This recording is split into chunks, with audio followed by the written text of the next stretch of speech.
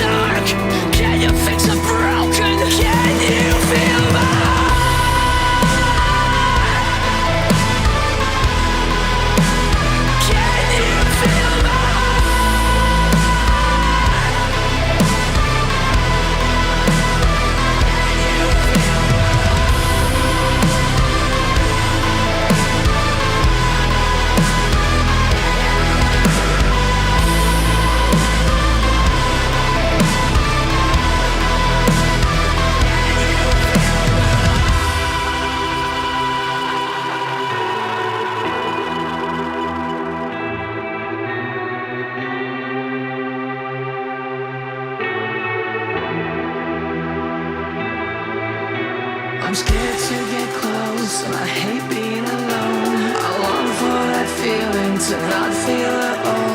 The higher I get, the lower I'll sink. I can't drown my demons, they know how to swim.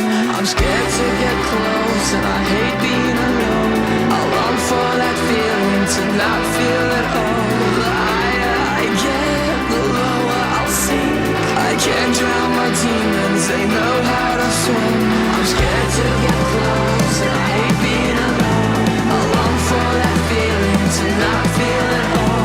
The higher I get, the lower I'll sink. I can't drown my demons, they know how to swim.